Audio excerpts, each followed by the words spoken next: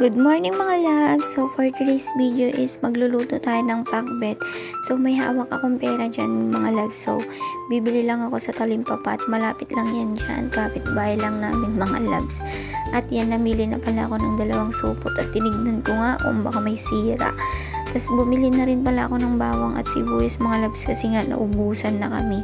Tapos yan, nakauwi na ako at babalatan ko lang yung bawang at sibuyas mga loves. At hiniwa-hiwa ko na rin yan ng maliliit. Pagtapos naman mga loves, hiniwa ko na rin dun yung mga talong at okra, tapos yung mga ampalaya. Hindi ko lang pinakita mga loves. At ayan, naghiwa na rin ako ng kamatis mga loves. Pagtapos naman yan mga loves, ipapakita ko sa inyo yung bawang, sibuyas, kamatis, karnet, mga gulay na aking hiniwa-hiwa. Tapos mga loves dyan, nagpainit na pala ako ng mantika. Nung mainit na mga loves, nilagay ko na pala yung bawang. At yan. Tapos sinunod ko na yung sibuyas mga loves. At nung alam ko nang luto na siya guys, nilagay ko na rin yung kamatis mga loves.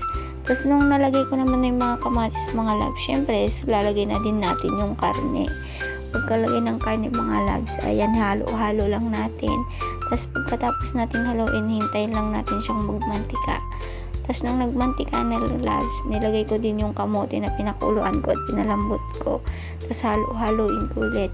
Tapos nung loves, lalagay ko na pala dyan yung mga sili, talong, okra, tapos yung ampalaya mga loves.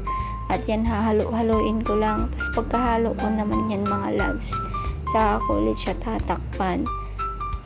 Tapos pag bukas ko mga loves, ayan, lagyan ko lang siya bagoong. Tapos tinansya ko naman yun bagoong mga loves. Tapos pagkatapos lalagyan ko siya ng tubig mga loves para naman hindi siya maalat. Tapos yan, tatakpan ko ulit hanggang maluto yung mga gulay niya.